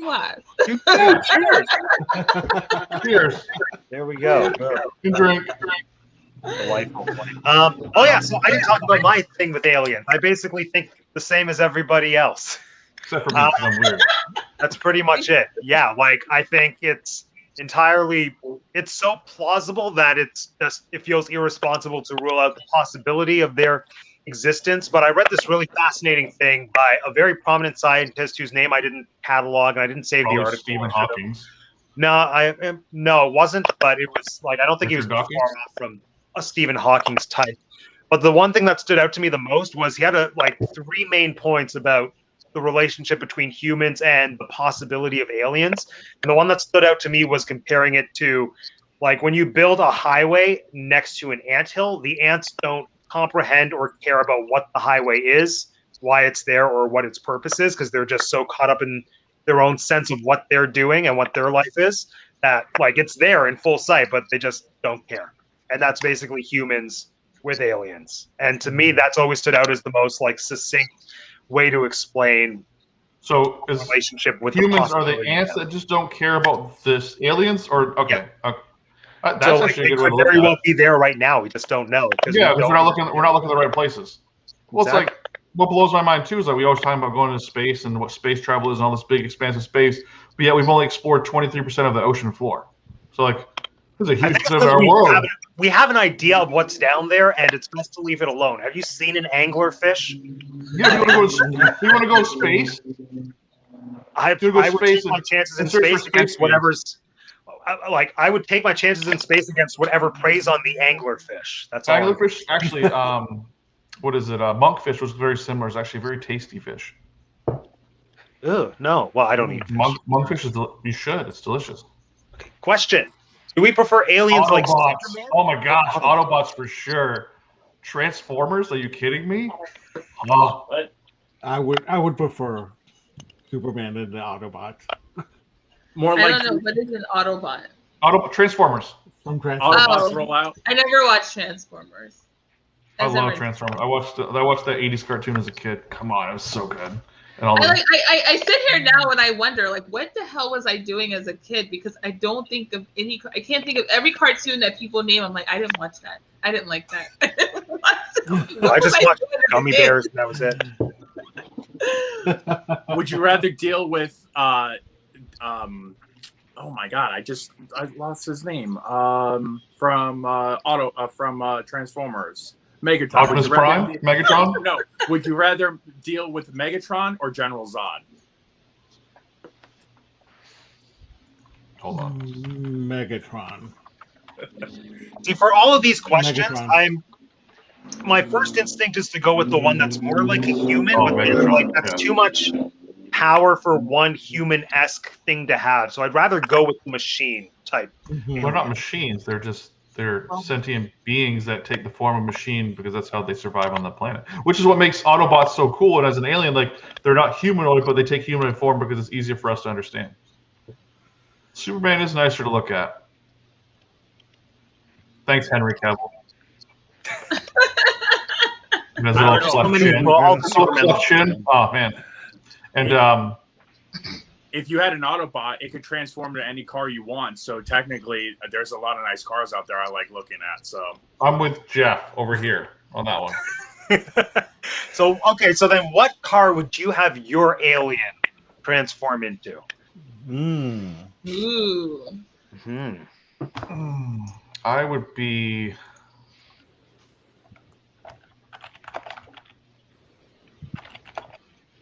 Mike's about to send us a picture. I had to find. No, I can't find it. I gotta remember what. I don't remember what it is. See, I'm torn between something that's big and giant because I like sitting up high versus something that is sleek and sexy. So I would want a bot that could be both. I can have sleek and sexy and then press a button and then he's like Baymax. That is the dream. Hello, I'm a human healthcare companion. Like I would just go for RV, but like really expensive looking RV. I love RVs. RVs? Yeah, I love RVs. They're like my favorite thing. Like the really new expensive ones that are like bigger than most apartments. Like I want my robot alien to be one of those. Like a house on wheels. Yeah. I think it would be I have like 3 favorite cars. It'd probably be either a Hellcat, a Ford Raptor, or a DeLorean. Ooh, yeah. Oh no, I want a DeLorean. I want my alien robot to be able to time travel as well. Yes. Yeah. If I wanted to be a redneck, I get a Buick Regal GNX. If I want to be a modern redneck, I'd get a Hellcat like Jeff.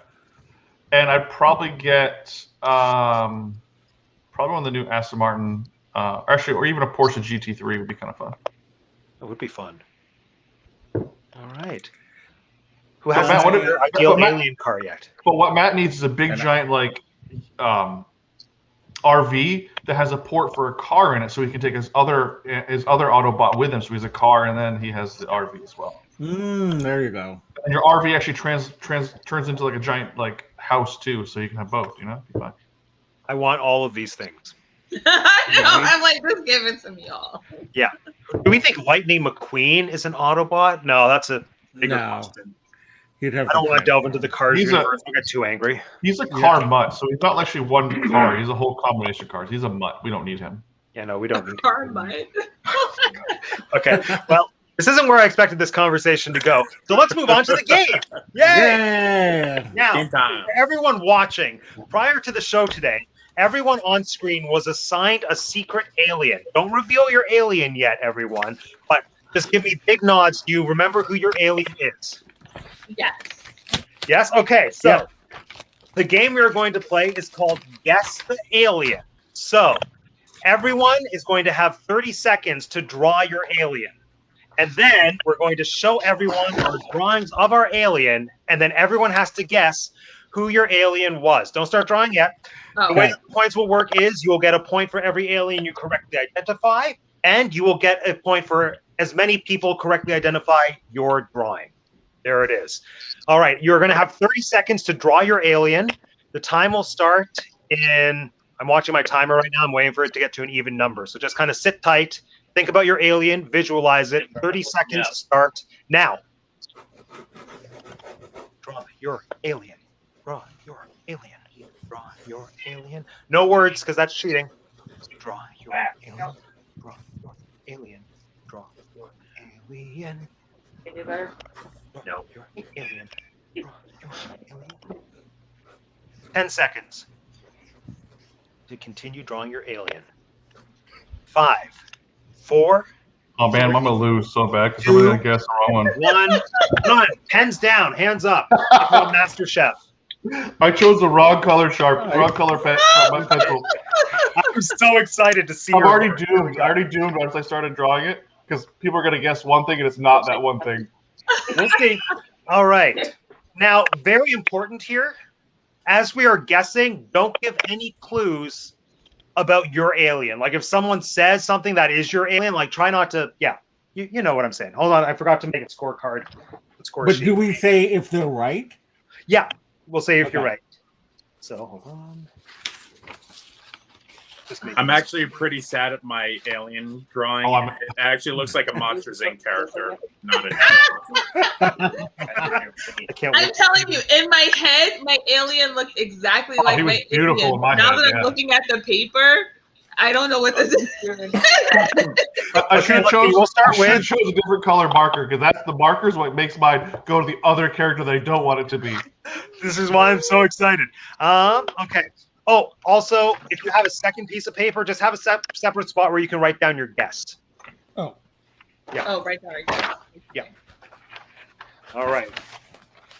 So again, the way the scoring shall work is that you will get a point if you're right, and if it's your drawing, you will get as many points as people correctly guess your alien. People in the chat, feel free to play along at home as well. Your points won't count towards their totals, but you'll know if you're a winner, and that's all that matters. Lauren, let's start with you. Show us your alien. Okay. Lauren's a drawer here. He's going to win. Exactly. I don't even draw. This contest is rigged. All right, everyone, write down who you think this alien is. Oh. Now, I did try to pick aliens that I was 90% sure everyone would have heard of. 90%. All right. I see what you were doing there, Lauren. I like it. I like it. You like it? I do. It's a little bit off, but everyone, let's see your guesses. Once you're ready, just hold it up. I don't know. One guess for Alf. Oh. One guess, Howard the Duck. Jar Jar Binks. And Theme Park Pets. How about you? Oh, I can't see. Or you could just tell me. I had no idea, so I said he looked like Bart. Bart. I can totally see Bart. No, one of you was right. He does look like Bart. One of you was right, and it was Jeff. Yes. Oh, Alf. Alf. That's a great alien.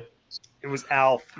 I was like, I couldn't really tell. I was like, does he have a beak or not? It looks kind of like Howard the Duck, but yeah, I know. I was like, how do I draw his nose? So. Oh, Martha got it. Martha. Good job, Mother. Yay, Martha got it. Alien life form. Alf. Yeah, and he eats cats. Yeah, you must love him. I'm not in favor of that, but I'm in favor of it solely because I put a cat on a sitcom, and I like that. We don't see it enough. It's always a dog because easier to train. Cat wouldn't put up with all the crap that comes with being on a film set, and that's part of the reason I love them. The best animals. Jeff, let's see your alien.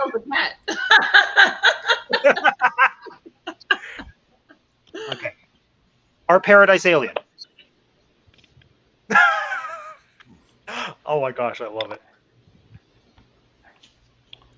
Oh.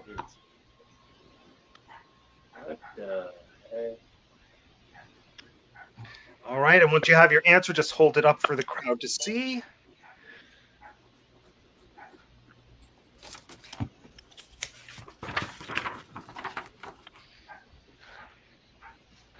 Okay, Stitch, Stitch, Stitch. Theme park vets. Who you voting for? Ohana. It's Stitch. Let's Doesn't mean see. Stitch. And you all got it. It's Stitch. Yay! I was gonna go. I started with Sully, and then I looked at the number of like appendages, and I was like, wait a minute, that's way too many appendages. That's why I did that on purpose. I'm like, oh wait, this looks like a Monsters Inc. character. Let me give him six legs. But Monsters Inc. is not an alien, though. That'd be. Was he an alien? There are some theories that say they might be. It could be. It's a possibility. Were we the only ones that got that wrong? Well, they could be because they're going to the Earth planet to actually steal Scream. So that's fair. Exactly. They're Oh, extra theme park vets. Did you dimensional. not say Stitch? I thought I saw Stitch. Sully. Sully. Gotcha. I saw the S. That's what it was. All right. Hold on. There we go. And okay, next, Mike, show us your alien.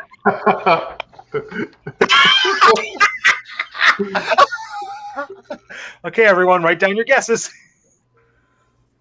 Oh my god. It didn't come out at all. Like it literally did not come out.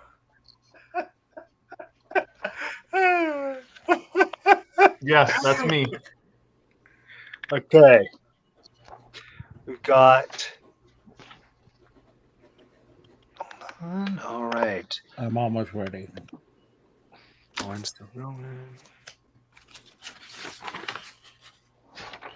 All right, and Tammy, what does yours say? Baby Yoda. Baby Yoda, okay. And Stitch Grogu. Mike, who was it? It was Gizmo. So From Gremlins. Gremlin. Oh. There we go. So I Ajanaclair. said Gremlin. Does that Yeah, count? I'm gonna Yeah, give it that to her, totally 'cause- counts. Yeah, I'm actually kind of glad Jeff went first because he had Stitch. So I'm like, yes, it works out because I was like, he's blue and he looks just like Stitch. It does not work out. Wrong color pen. If this was Tammy a and Mike, Marvel let's show, see your alien. if this was a Marvel show, I was gonna guess Wolverine. Wolverine would have been a good one. Yeah. Yeah. All right. Everyone, get your Is that- guesses in. I can't see. I can't see it. Earthworm Jim. I can't see it. Can you see it or should I get closer? Tammy, is it? Yeah, Yeah, can you get a little you bit get closer, closer, Tammy. Run, Tammy, run to the screen. Can you see it now? Yeah. Oh, he's so cute. Okay. Oh, damn. I have no idea. The stars obviously must mean something. Oh my god, I have This no probably idea. isn't it, but I'm just gonna throw it out there. Okay. Yeah, I know. I don't think she's an alien, so. What does that say? Neither- Harley. Harley. Okay, we got a Harley Quinn. I forgot about the movie with Jim Parsons and the alien. Okay. Snoke. Oh, good guess. Snorks. Oh, I thought that was Snoke. Okay. But Snoke does What does not yours do. say, Lauren? Is it Daisy Ridley? Mirth from. Mirth? I don't even know what a It's Mirth from, from. that's from Mork and Mindy. Yeah. Yeah. Mork would have been so good. All right, now Tammy, who is your alien? It's Yoda. Jedi Master Yoda. Oh, The stars. Not with a force we are. There we go. All right, Yeah, and I was way off with Falcor. Way off. I can't even. I don't even know what that's from. A never-ending story. Oh, I saw it once. It probably scarred me because of the horse scene, like everyone else. Oh, yeah. Betray you. Blocked it out. Nope. Moving on. Ajanaclair, let's see your alien. Okay. Yes. Oh my gosh. okay. I feel like I should know this one.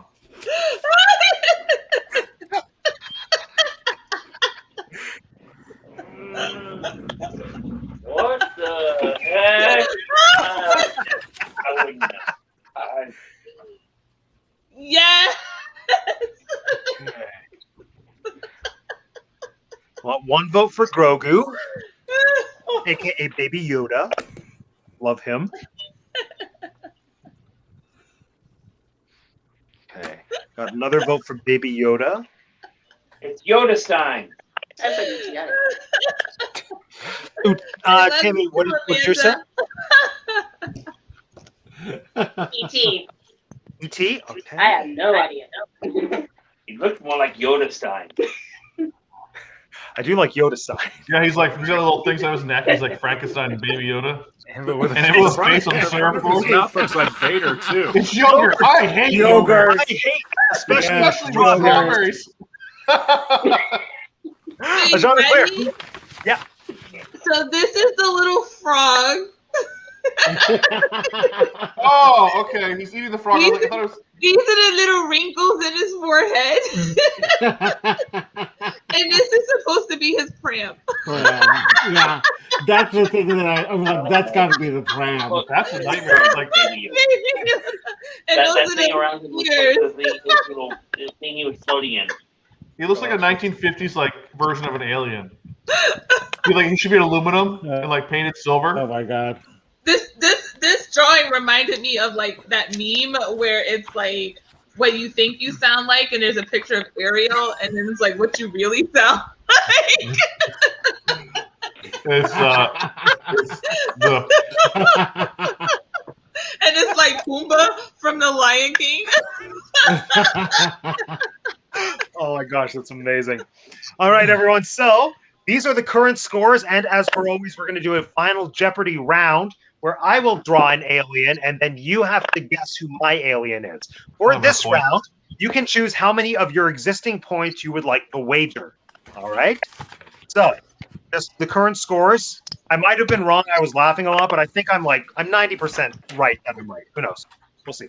Lauren has 3. Jeff has 5. Hyde Mike has 4. Theme Park Vets Mike and Tammy have 1, and Ajanaclair has 6. how did you get 5? Oh, There's only 4. We got one for what? I'm not sure. I thought you guys got 1. How was there? 4 of us showed pictures. How does someone have 5?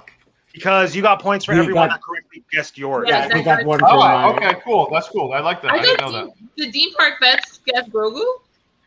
No, they did. No, they didn't. So that should only be 5. Oh, okay. There we go. Yeah, they didn't guess mine. They said E.T. It is an extraterrestrial, so that would just work. Well, originally I had a list that was, I'm trying to remember, it was E.T., Chewbacca, Oh, and there were why some didn't you others, give me but then I Chewbacca? thought it would be funny if I picked 5 aliens that almost look exactly the same, and then Yeah. had 5 people drawing almost the exact same picture. So all with the cute little pointy ears, and Alf is the only one that doesn't really fit the description, but he's got the ears. So this played out exactly how I wanted. Hilarious drawings with pointy ears. Anyway, how many points would everyone like to wager? We'll start with Lauren. I'll go big. 3. All 3? All right. 3. Jeff. I'll make it a true daily double. All 5. Okay. Mike. I'm gonna go all 4. All right. Theme Park Vets. Do we even have any points? Whatever. Yeah. You got 1. Wager it. Go big. Wager it. Okay. And Ajanaclair. Oh, I'm Price is Right smart. I'm only wagering 4. Brilliant. $1. $1, Bob. Okay, here we go. Now, who wants to be the timer? And I'll give myself even less time. Give me 15 seconds. Oh, okay. Yeah. Who's going to do it? wait. Who's going to do it? I'll do it. Okay, start right now.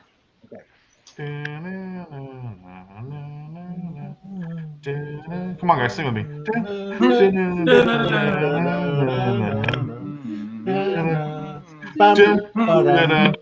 15 seconds. Okay. And this is one of the aliens that I didn't give to anyone because I thought it'd be too easy, but here we go. Oh, really? Oh. Okay, thank you. So write down what alien you think it is. I'd like to think it's fairly obvious. Oh yeah. Duh.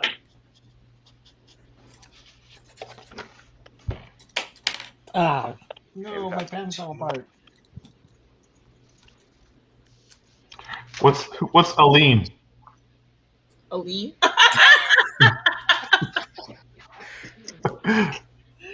It's how Angie says it, right?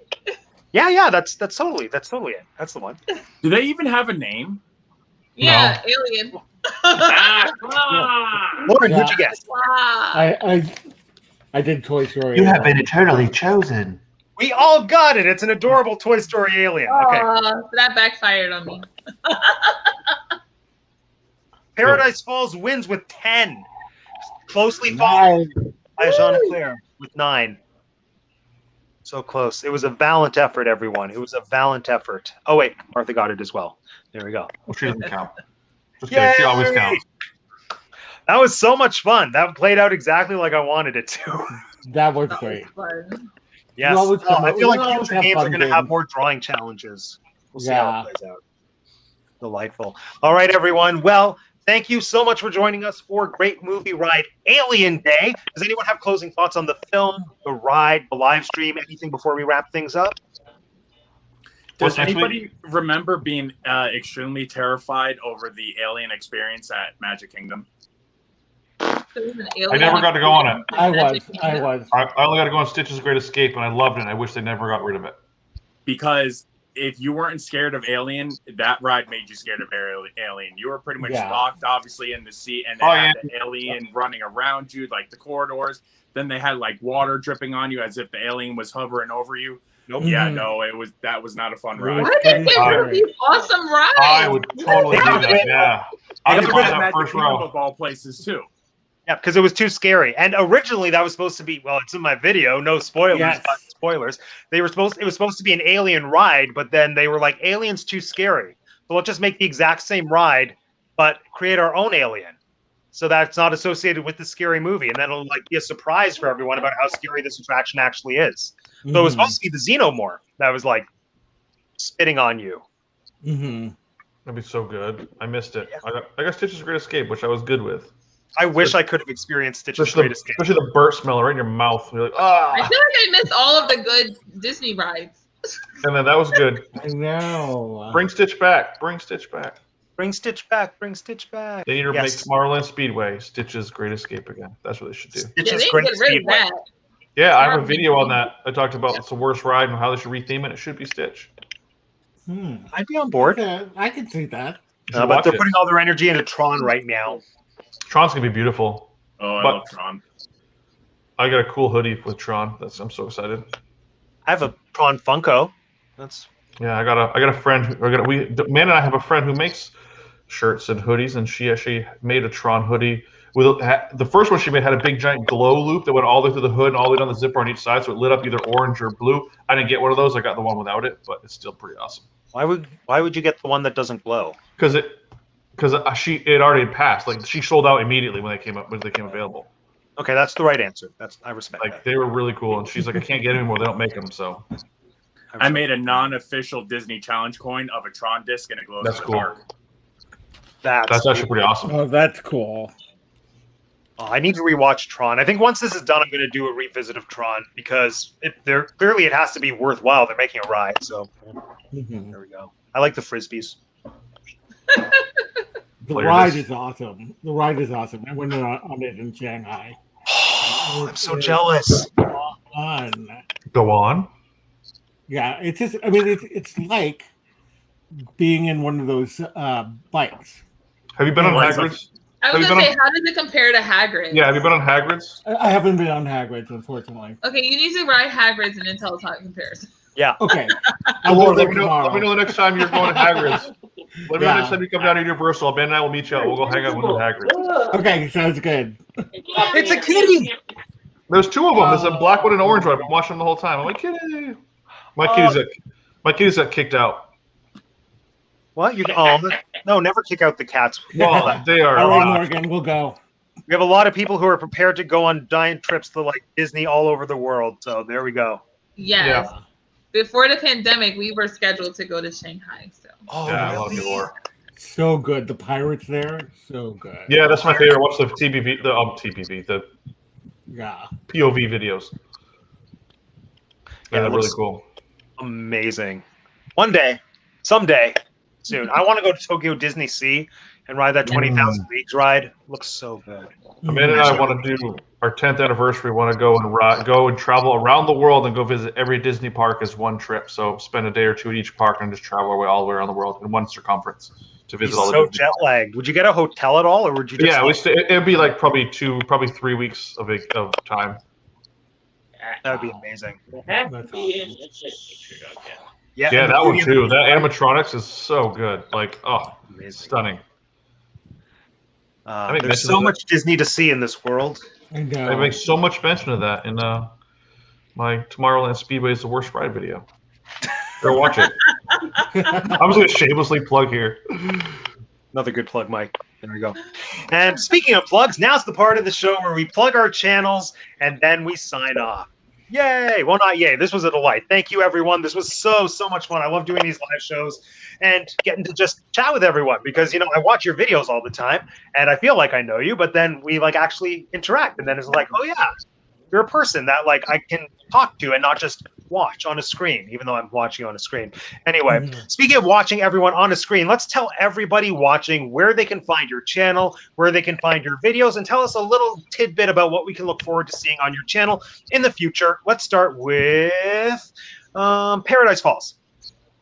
Yes, you can find us on YouTube at Our Paradise Falls, on Instagram, our.paradise.falls, and on Facebook, Our Paradise Falls. And what we have come up in the future, I don't know. I've been working so much nonstop. We have a bunch of our videos from our spring break trip. Obviously, that's very many months ago that we still need to upload. So hopefully this Friday, we should have either our Yakking Yeti review or maybe one of our other park days coming up. But we already have our Memorial Day trip booked, so we're going to have much more videos to vlog then, and then I'll wait 6 months before I post them. So that's the way to do it. Amazing. So, good night, everybody. Good night. Apparently Jeff's on Morgan's live for Friday, which he's probably not aware of anymore. Oh. Jeff, just kidding. Come back, Jeff. You're on a live on Jeff's Friday. on Morgan's live on Friday. Ooh. Morgan, quickly type in something about what your live is, and then I'll bring it up before the show ends. There we go. Okay, next, Theme Park Vets. How about you? Tell us again where we can find you on the internet and what we can look forward to seeing on your channel. My Insta is Theme Park Vets, and my channels are Theme Park Vets, Tpv Misc, and a bunch of different videos. Exciting. Wow. Thanks for joining us tonight, friends. Okay, Lauren, how about you? Yeah. Where can we find you? What can we look forward to seeing? On YouTube, we're Castles, Capes, and Clones. On Twitter, at CCC Disney Uni, and on Instagram at Castles, Capes, and Clones. And we do all kinds of things like unboxings. Why is my brain all of a sudden? Unboxings, pins, hauls, reviews. We talk about the news, everything. So that is us. Amazing. Thank you, Lauren. We'll see you back here. Oh, yeah, you're back next week for Indiana Jones. Yay! Lauren's my favorite. Bye. Amazing. See you then. Next, we've got, okay, Mike, how about you? So I'm Mike from the Hyde Do Disney. Amanda is in the comment section here hanging out with us. We are making some big changes, guys. There's some stuff coming up here. We got an awesome giveaway going on this week, so definitely jump in, watch the video, follow the instructions along. You can find us at the Hyde Do Disney on YouTube, the Hyde Do Disney on Instagram. Again, stay in tune. We got some cool stuff going on. We're adventuring out into different places, so you don't want to miss it, guys. Peace. Delightful. Meow. All right. Oh, before we go to Ajanaclair, hold on. Morgan's show it's Disney trivia with a bunch of channels, including Ajanaclair and Jeff, to celebrate 300 subs and prizes. Oh, I'm so excited. Wait, when is that? That's Friday? Is that Friday? When is that? I'm going to try to watch. It's going to be amazing. I love prizes. Thrilling. Everyone, subscribe to Teaching Disney. Go for trivia night. It'll be amazing. All right. And Ajanaclair, same thing. Where can we find you? What can we look forward to seeing? So I am on Zoel's World. No. Wait, I am on Zoel's World. You are. It's still your channel. You just live in it. I know, but on this channel, on Being Ajanaclair, you can find me on Being Ajanaclair, and this channel is going to be all of like my adult content. It's going to be vlogs about like not so much lifestyle vlogs, but I'm going to do a whole series on living in Charleston, South Carolina, which is like a really big historic and tourist town. So I'm going to start a series there. I'm going to do like some adult date night stuff. So it's going to be more adult content. I still have Zoel's World, and then you can find us on Instagram. I'm going to do just the one Instagram for both channels because I don't have the bandwidth to manage two. I respect that. Smart move. All right. Thank you so much for joining us. And are you back for, did you sign up for another one? Yeah, in June. Oz? I'll be back for 2 in June. The Wizard of Oz, and then Fantasia? one more. Maybe Was it Fantasia. Yeah. Awesome. All right. Well, we look forward to seeing you then. Thanks for joining us tonight, friend. And out. Oh, and Teaching Disney's Trivia Night, Friday, 8 p.m. Eastern. So anyone watching who's not subscribed, subscribe to everyone, as well as Teaching Disney. And if I have any other YouTubers who are watching right now, plug your channel before I sign off, and then, bring it on the screen, because I love all of you. But before I sign off, thank you for watching tonight, everyone. Once again, my name is Matt. I have 2 degrees. This concludes the Alien section of the Great Movie Ride Marathon. Join us next week when it's all about Indiana Jones, the first one. Ark, that's the one with the boulder that spins. Very exciting. Don't know what I'm going to say about it in my video, but we'll find out together.